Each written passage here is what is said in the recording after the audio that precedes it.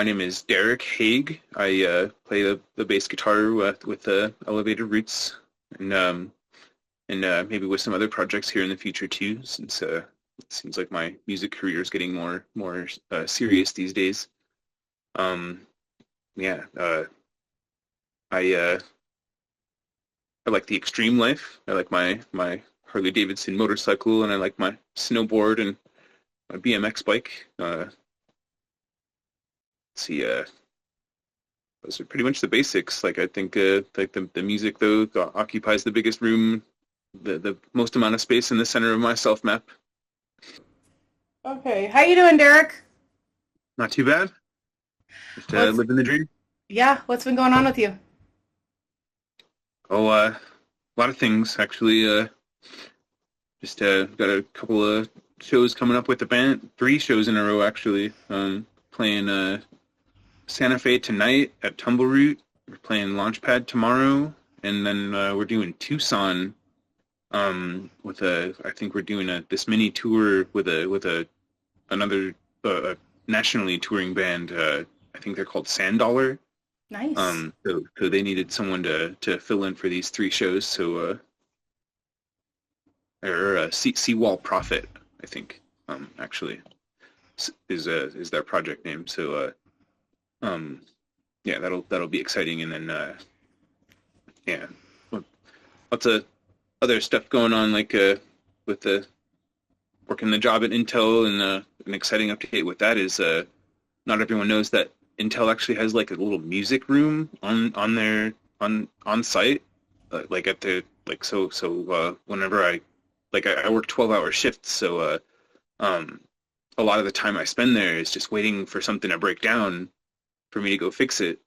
Because we're usually on top of stuff really well. So Intel's got like a bunch of different stuff that you can do for your downtime. Like they've got like a little arcade, like a little game room with like a ping pong table and a pool table and stuff.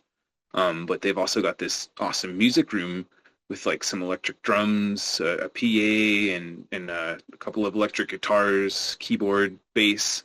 So for the first couple of years, I didn't have access to that music room, because I guess you actually had to work like for the Intel company, and the company that I work for is like a contingent company, so we didn't have the same access, but I finally was able to apply for it and actually get this access. So now that when I'm on my downtime at work, I'm actually in that music room, like practicing my stuff and making progress. So I'd say like even more of my time gets to be focused on the music, like more than ever now. That's So pretty awesome. yeah, like and we got bigger things on the horizon as well, like possible new projects. Yeah, bigger, better things coming, I think. Yeah, that's really awesome. So what got you into playing music?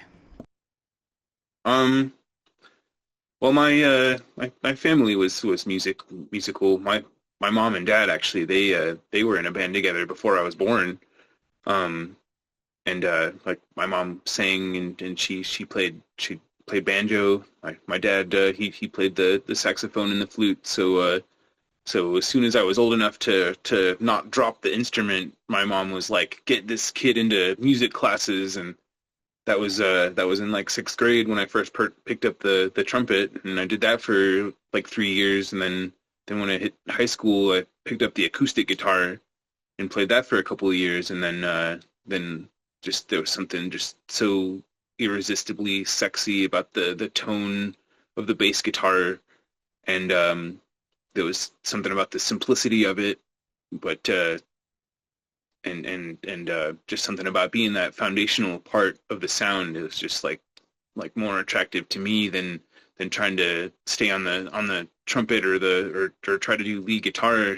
Um, Also just because like the bass guitar is just so flexible in so many different genres. I feel like it was like just calling my name. So that was already at least 15 years ago when I first picked up the bass guitar. Awesome. What factors would you say attribute to your success? Just mostly just the belief that I can keep making the progress. Um, it's just such a fulfilling feeling every time that like learn a new technique or learn a new song, especially if I told myself that I just couldn't do it, because for a long time I was dealing with epilepsy. I was for a while I was having really bad seizures a couple of times a day, so that was like a really sick wrench in the spokes for all of my progress with my driver's license, with my career, with like just making money versus like making music. Like for a long time, I thought that I wouldn't be able to recover from that, and then made some changes in my life and started taking better care of myself. So the possibilities started opening up again. Yeah, just the belief that I could do it, because for so long I believed that I couldn't, and then when I got the saw the glimmer of hope that things could actually change for the better, then I actually believed that I could actually do it, and then I actually started trying. So the fact that like I definitely wouldn't be successful if I never tried. So just the yeah I mean, that's like just kind of the nature of the beast, though, especially in the entertainment industry. You have to kind of just jump both feet in and you have to struggle for a while. That's how you make it successfully. That's with anybody unless they have a parent who is already like an actor or something. yeah, for sure. So what would But you I say? Oh, no, go ahead. Go ahead. like I definitely had a lot of encouragement around the people around me who loved me. So I must have had some kind of good karma to for my life to change for the better the way it did.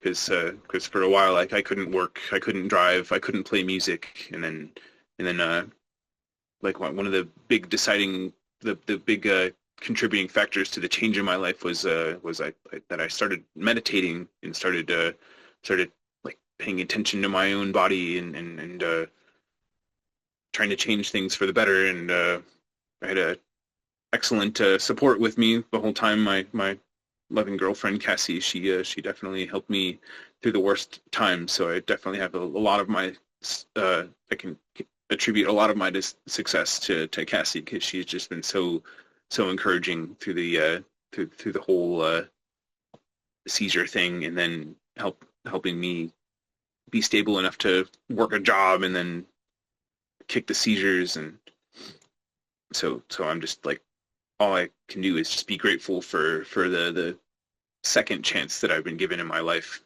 So I just want to try to not waste the opportunity and try to take advantage as much as I can, like especially with the amount of time that we're given in this world. It seems like human lives are so short, so I just want to try to do as much as I can while I can. So you talk a lot about having seizures and epilepsy and stuff like that. Is that what you would say you struggle most with, or would you say there's other factors in your life that you struggle more with, or that have contributed to a lot of struggling? What would you say is like the things in your life, in your career, just in general, that you struggle the most with? And you talked a lot about your epilepsy. Would you say that's a huge factor, especially since now that you're kind of at a better place? Do you think that's less of a struggle now, or? Yeah, the epilepsy was a big struggle for a long time, but about 3 years ago, I started getting really good control of it. So the epilepsy isn't really a problem anymore. It's still a concern. If I went off the rails and started, I don't know, drinking alcohol and started eating crap food all the time and not take my pills and not sleep well, then the seizures would definitely come back. But um, I've got it well enough under control now that like back when I was seizing really bad, I couldn't memorize a song. Like I couldn't make it through a song, and now I've got I think over 70 bass lines memorized that I don't even have to look at sheet music anymore. I just have it under my fingers, have it in my head. That was something that was just seemed totally impossible for me for so long. So yeah, just changing my mindset was probably had the biggest contributing factor to my success, was deciding that it was worth it to try, and believing that I could succeed if I really tried. Like for a long time I just thought there was no hope. And then like I read a book on being mindful called The Power of Now by Eckhart Tolle, and it was pretty much just instructions on how to focus on right here, right now, and not dwell in the past and not worry too much about the future, so we can take advantage of what we have in front of us right now, rather than just totally ignore it and live anywhere else but right here, right now. I mean, that takes a lot of courage, to kind of, in a way, grow up and mature and learn how to control your body and learn how to control your life. Would you say that the lifestyle, the musician lifestyle, would you say it ever maybe like could trigger you, or do you ever feel really stressed out kind of being on the road? Do you ever feel like you feel yourself slipping back into that? I don't think so. I think something like that would happen if I say was triggered and just let my mind just take me over and just like guide my emotions like that. But that's something I learned in that Power of Now book, is that I am not my mind. We are not our minds. We are the watcher of our minds. Our mind is a tool that we can use, that we can choose to totally align with, but we can also choose to totally ignore it, like it's an annoying roommate in our head. So when I learned that I don't have to be controlled by my mind, then I had control of my own emotions. So even if, say, a jerk comes up to me and punches me in the face in the street, totally hypothetical idea, but I don't have to let that totally guide my emotional process from then on out. I can take a step back emotionally and try to be empathetic. That's the point in my that's like my main goal in life at this point, is to try to be compassionate and empathetic and try to understand and sympathize with why people do things. Like, humanity is insane for sure, especially with our American culture. Like, we've been conditioned to do some pretty insane things that aren't really good for us. So the more we can recognize these negative patterns that go through our minds, the more we can not be dominated by them, so we can not just do the knee-jerk reaction decision making whenever something isn't going the way we want. Uh, it's yeah, Yeah, that pretty makes much fine. sense. That makes sense what you're saying. So, what three things would you recommend to be more mindful or successful? You talk a lot about meditating. How did that help you? Did you change your diet? Did you start working out more? Like, what really helped you? What three things would you give, like, as advice? How would you fix your life kind of thing? Let's see. Yeah, the diet was definitely a big part of it. Um, there's a lot that I learned through Cassie. Actually, she went through the nutrition school, so I learned a lot about like inflammation, how like the processed sugars and things like gluten are actually like they impede bodily processes. But that's not like common knowledge. Like most of the food that's available is just total trash, and that's something that is like hard to accept in our society, seemingly.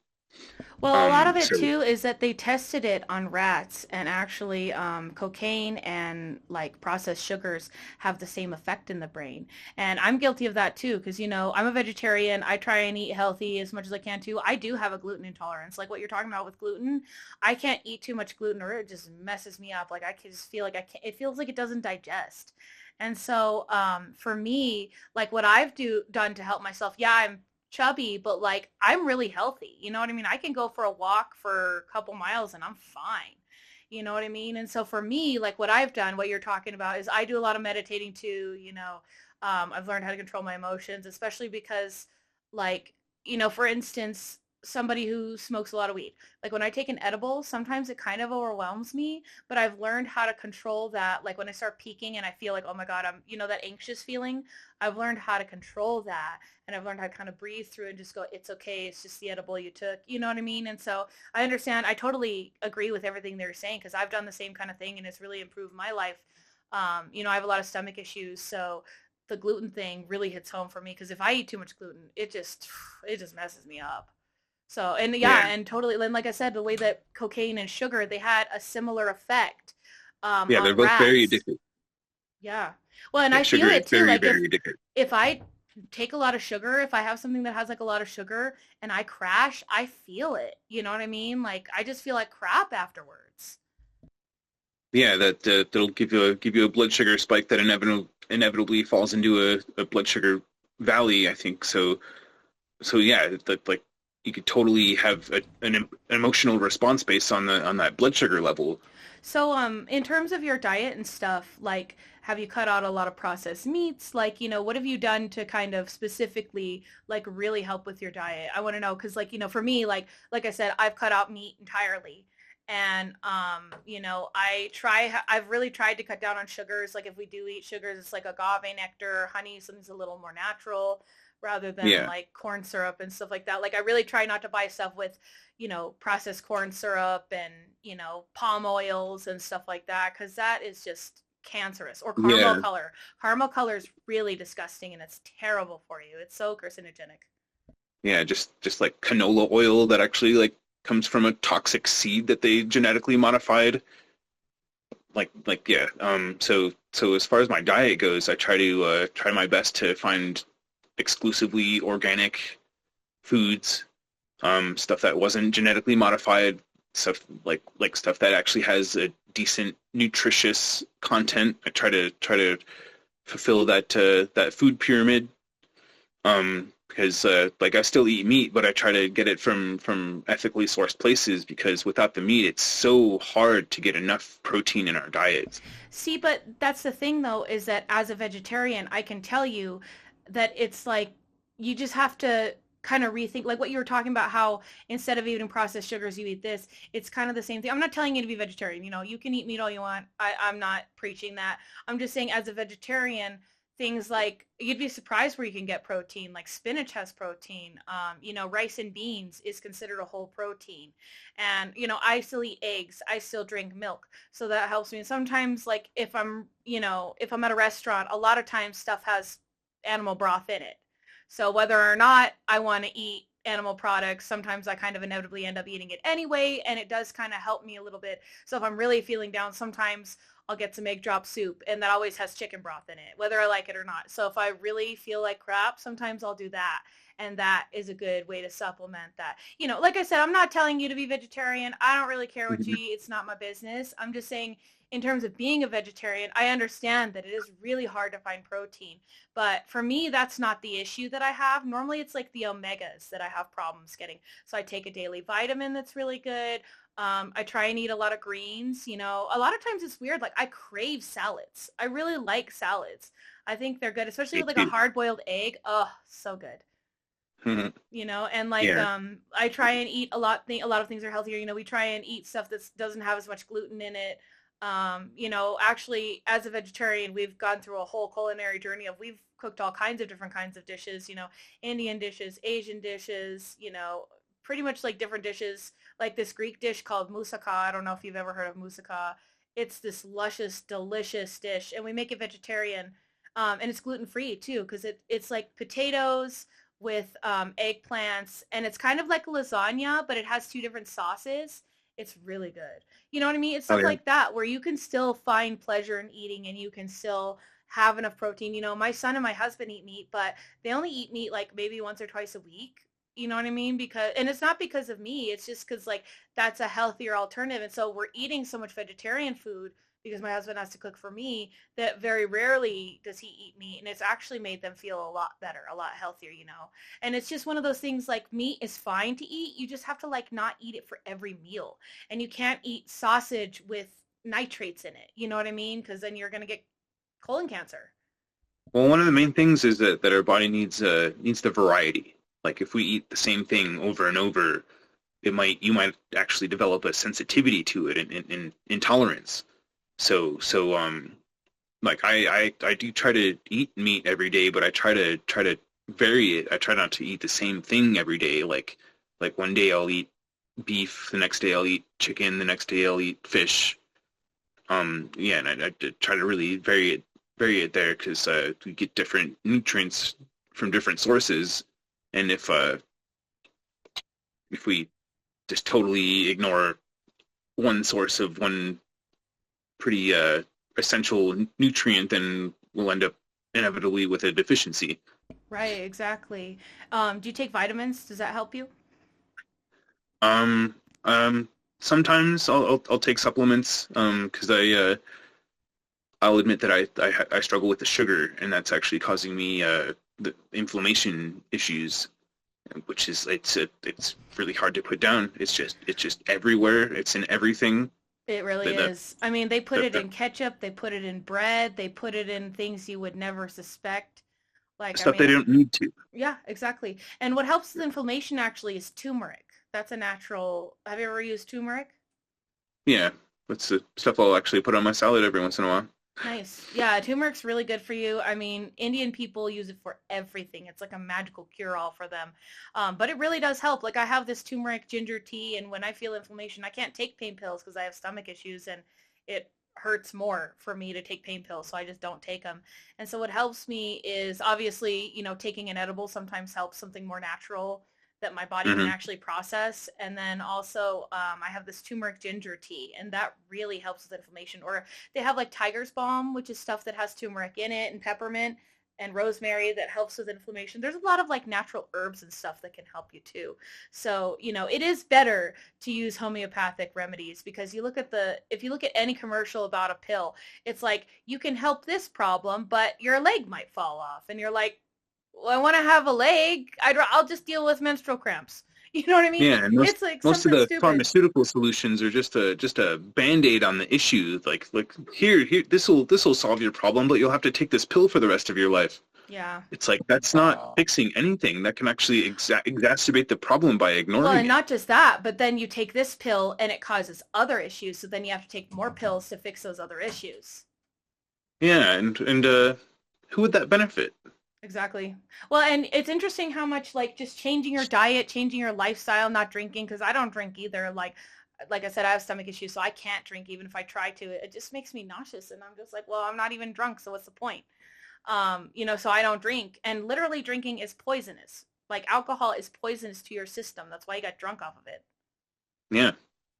And people, especially people who drink regularly, that's why I was asking about that because, being a musician, you're always in the bars. You know what I mean? It's always right there in your face. There's always temptation if you're tempted by it. I'm not even tempted by it because I've worked in bars for so long that I don't like the smell. I don't really like the taste. Like people who are drunk when they get all sloppy, it's just like, I don't want to be that. You know what I mean? Like I'm always the DD. I never drink. And if I do drink, I have like, let me just take a sip. Okay, I'm good. That's all I wanted. Yeah. Yeah, I barely like the last time I had a beer must have been like 12 years ago. And the reason why it was my last beer is because I drank that beer and ended up having like 7 back-to-back seizures. Oh my God. Yeah, Wow. so Yeah, so so you definitely can't no. drink either because you'll just start seizing out. That's not cool. And is that Yeah, there's fun? You have one beer, you're not even drunk, and you just start having a bunch of seizures. That's not fun. that's pretty much the antithesis of fun, of an enjoyable evening Yeah. for everyone. I mean, if I have the seizure, like I go unconscious, so I don't remember it, but Jeez. that doesn't alleviate the trauma for those around me who have to deal with me while I'm like face planting. Or even you. I mean, I'm sure it's traumatic on your body. You probably don't feel good afterwards. Oh no, no, I've got like you wouldn't be able to tell right now because I heal so well, but I've got a bunch of scars like on my eyebrows from when I just like I'm walking along and then I go through the clonic part of the tonic clonic seizures. That's what they call them now. Not grand mal anymore, but tonic clonic because it's like there's a stage where you freeze up and then there's a stage where I'm like shaking around. So like the Oh, seizure would start jeez. with that clonic part, and I would just freeze up and then just face plant. Oh, wow. Yeah, I had him for so long, like, and I was bound to my bicycle for a while if I wanted to get around, and if I had a seizure on the bicycle, that'd be extra gnarly, and Jeez. that did happen a couple of times. Like it was such a struggle for a long time. Like I did, and then for a while I didn't know what I was doing. Like I was trying to get back behind the wheel of cars and stuff, and I ended up like driving one car into a ditch, and I had a head-on collision in another car. So I don't know what the hell is keeping me here. Like part of me feels like I should have died a long time ago, but like maybe I've got some kind of divine purpose to fulfill. Yeah, it's not your time yet. A lot of people actually who have near-death experiences talk about that, how when they actually do die for a couple minutes, a lot of times they tell them they meet with whoever they meet with, Yeah. and they say, well, it's not your time yet, you have to go back. One lady was actually saying that whoever it was, whatever it was, told her that her son was going to die. And she's like, no, take me instead. I'll just stay. And they're like, no, you have to go back. You have to deal with this. It's part of your life. It's part of your soul contract. Because apparently a lot of people believe, I don't know what you believe, this is just what I've heard, is that we have what's called a soul contract. So when we're reincarnated, when we're coming into our body, we have to agree with certain terms and say, this is what our path is this lifetime. These are the lessons we have to learn from our karmic whatever. Well, I wish I could remember that deal. Well, a lot of people, I mean, in the meditating, what I do is if I really feel lost, I just ask questions like, tell me what this is all about. And my spiritual guide, what whatever it is, has told me is basically like, I don't know if you know anything about Hinduism. I practice Hinduism, and Vishnu is one of the main gods. And he's really like the savior of man. He's a lot like Jesus. And so, what he told me is like, this has already happened. It's already done. You've already done this. You've already been here. It doesn't matter. Just do what you're going to do. Just live your life how you're supposed to live it. Like, just do what you feel like you're supposed to do, because that's all you got. And this is what you're supposed to be doing. It's already happened. It doesn't matter. You know what I mean? And Yeah, we gotta. what he told me is like, he can be anybody. I mean, he can literally manifest himself as anybody. He's all of us. It's not a physical being. It's like this energy that's all around us is all connected. Like in Hinduism, they believe that you can turn anything into a Shiva lingam, which is something that you'd worship a god with. Like you can just stack a couple rocks and say, this is a Shiva lingam, this is Shiva now. Because it's like he's everything. It doesn't matter. He's formless. It's everything. It's all of us. We're all connected. And that's what the Hindus believe. That's what I believe, is that, whatever I did in my past lives, I'm learning those lessons now. And I have to grow up and realize that this is what it is, and that I don't have another life. This is what I got. So I got to just deal with what I got. You know what I mean? Do the best you can, at least. Yeah, that's what I believe. So if someone were to implement these beliefs and, things that you've done in your life, all the things to improve your life, if someone else was to implement these things in their life, what benefits could they expect? They might live a little longer. First of all, they say I've heard from various sources that like our bodies are capable of living a lot longer than just like 80, 90 typical lifespan that we live these days if we did take better care of ourselves and focused more into living happier, first of all, lives and healthier lives, because if we live stressed all the time, then we do age faster. We definitely age faster. And it makes me think of like the monks that live in the Himalayas they'll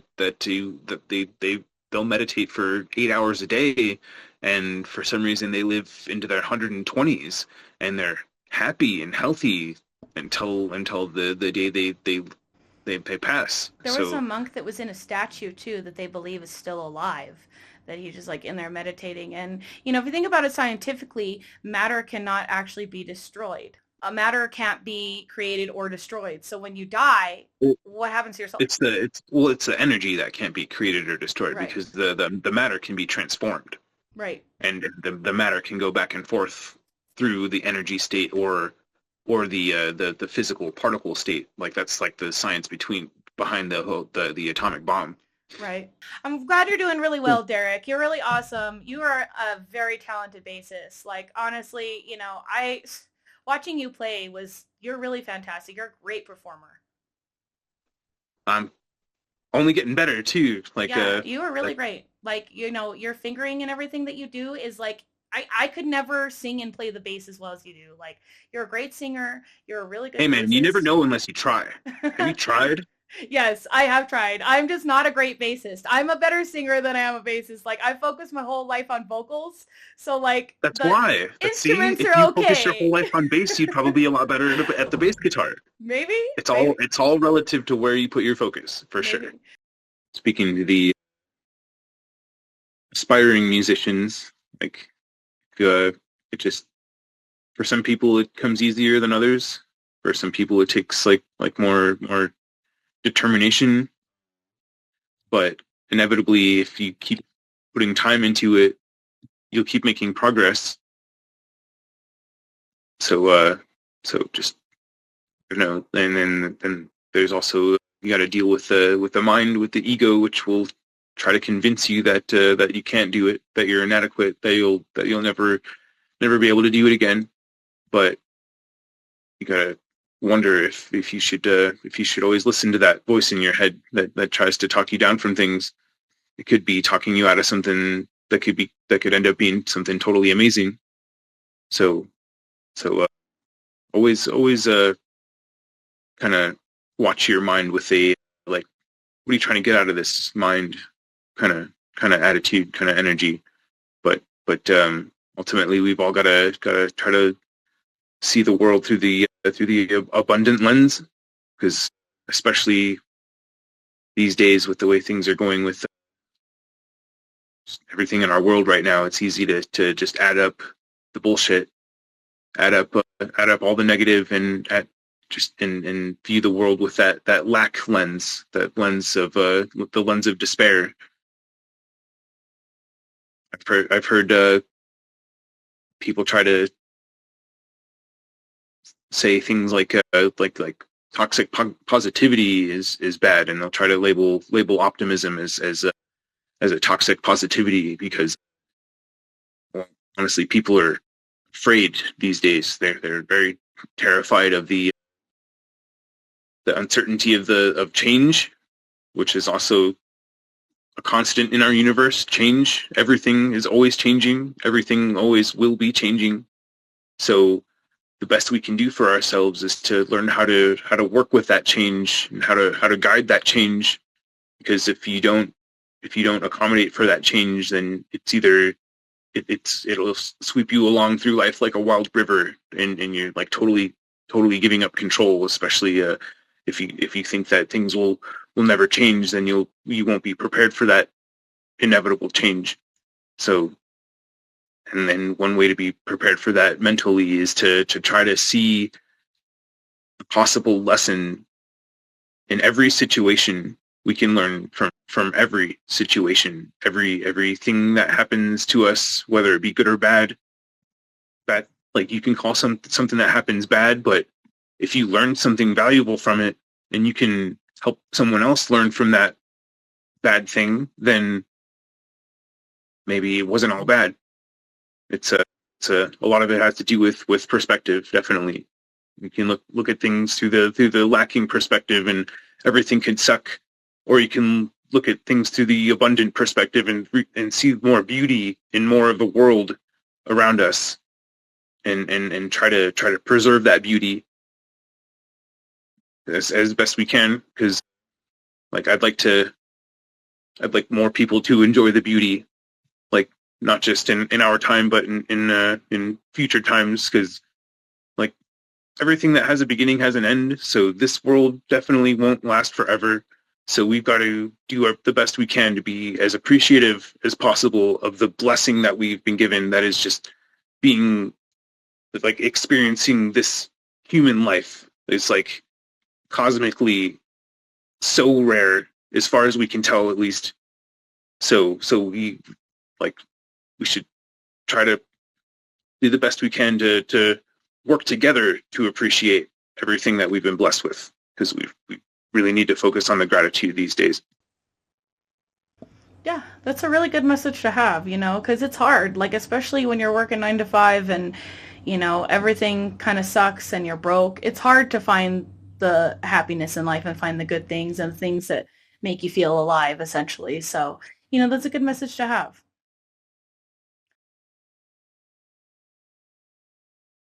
So now we're going to play Name That Tune. It's going to be really fun. So this is the first one.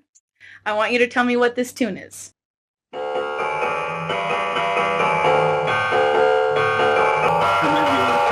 Yeah, nice. Got it. Okay. Now let's do another classic rock song. Oh, no, sorry. Hang on one second. I gotta think of it.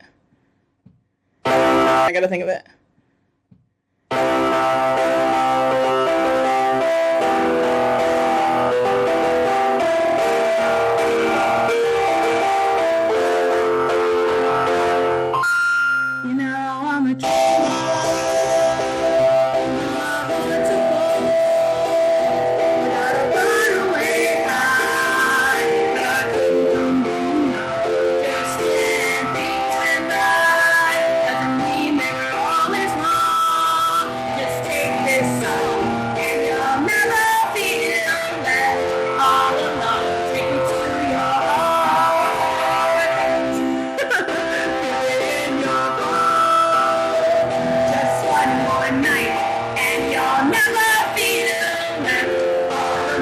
You don't know what that Oh song is? God. I know I've heard it. I want to say it's like Elton John or No, Beatles or something. no, no. It was Home Sweet Home by Motley Crue. Motley Crue. I was so off the mainstream.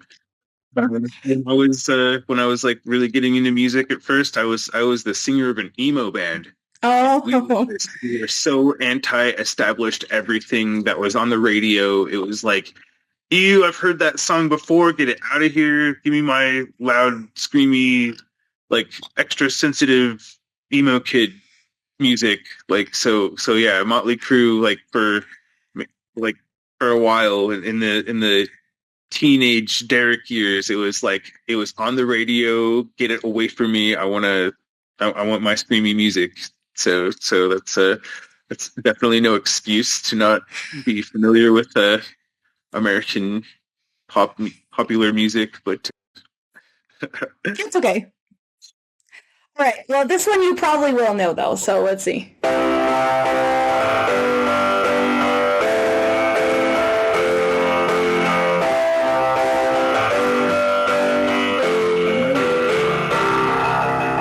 What? No Woman No Cry, right? No. It's Let It Be Was it by the Pink Floyd? Beatles. No. When I find myself in times of trouble, Mother Mary comes to me, speaking words of wisdom. Let it be. Okay, yeah. Have you ever heard of there's the comedian did this skit called the Pachelbel Rant? Yeah, I have heard that. Yeah, where he plays like the same chords. Mm-hmm. He played like at least 20 different songs that had the same chords. Yep. So, yeah, I should Yep. have let you sing first. My bad. No, it's okay. It's okay. But it's like, that's why I play the piano first to see if you recognize it. And then if you don't, then I start singing with it. And then you're like, oh, okay. I don't know. Do you know anything about like pop music? To some extent, it's not something I'm Okay. like totally focused on, but I mean, inevitably, especially if you're on social media, that shit just comes through. Okay. Well, let me see if you know this one then. It's a song, it's a pop song that came out. It won an Oscar, actually. And it's a pretty good song, but I learned it Actually, a good song.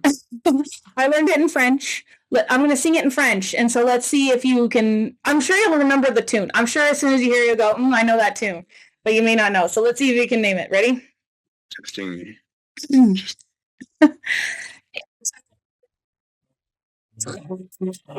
Je reste à la surface et tout en oublie ici. C'est c'est toi et moi. No one to do someone to so. No one to do someone to so. No one to do someone to so. C'est c'est toi et moi. Yes. Share. No. Come on. It was a recent song. It was like the last couple, probably like 5 years. Bradley Cooper went on stage while she performed it at the Oscars. Bradley Cooper. Yes. He was in the movie. Far off my radar. It was Shallow. Shallow by Lady Gaga. Okay, I know of Lady Gaga. You've never heard that song?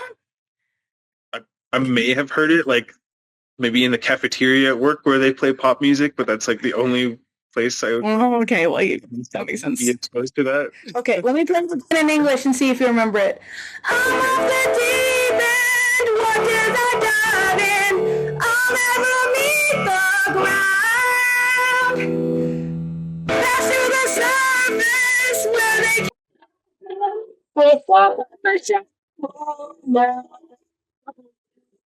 It seems familiar. Yeah. And I actually had forgotten the lyrics in English. And when he takes cover things, I was like, wait a minute, because I was trying to translate it in my head.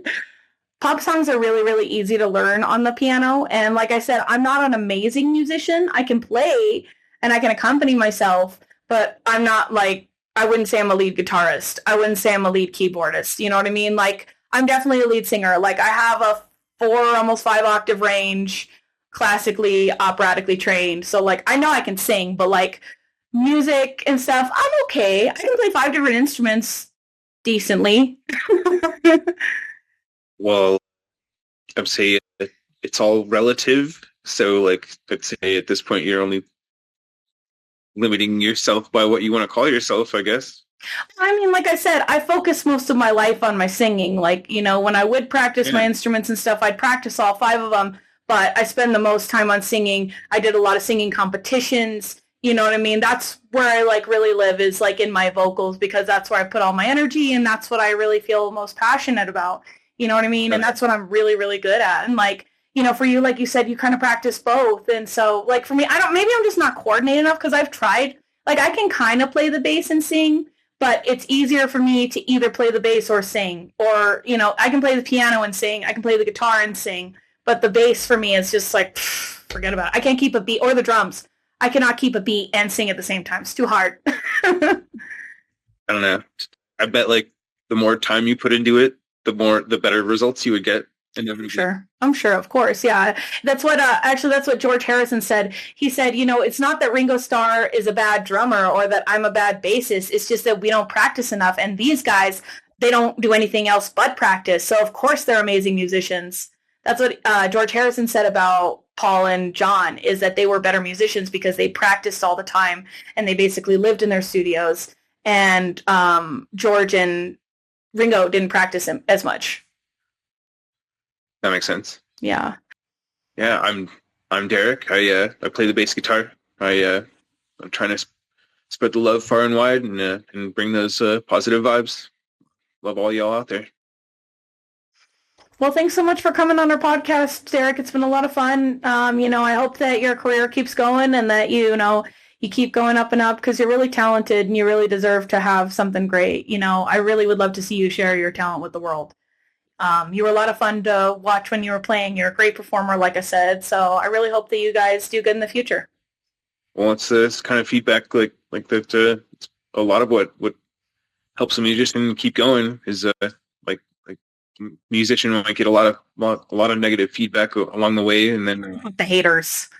You're better than they're just jealous. I'm just saying, like, the ratio of positive to negative feedback is a little skewed. So I try to do my best to value especially the positive feedback. Like, I try to take the negative feedback with a grain of salt, of course, which can also be helpful. But no, we gotta, like, the more we appreciate each other, the more we end up feeling more valued. So if I see that I'm actually having a positive impact, that like makes me more interested in keeping on doing what I'm doing. Yeah, and we should want to lift each other up. Like I said, especially because like when we were in the studio together, we had so much fun. It didn't feel like work. Like we were all just having a blast. You know what I mean? Everybody was laughing the whole time. Like I got so much footage of everybody just having a blast, like laughing and just having fun with each other. And that's the environment you want to work in. You don't want to work in an environment where everybody comes in and they're like, ugh, I don't want to be here. Like that's no fun. Well, if you do something you love, you'll never work a day in your life. There you go. Words of wisdom from Derek Hague from Elevated Roots. All right. Well, thanks, Derek, so much for coming on our show. You've been really awesome. I hope everything goes well for you. And like I said, if you have anything that you need help with, please feel free to reach out. You're my homie. For sure.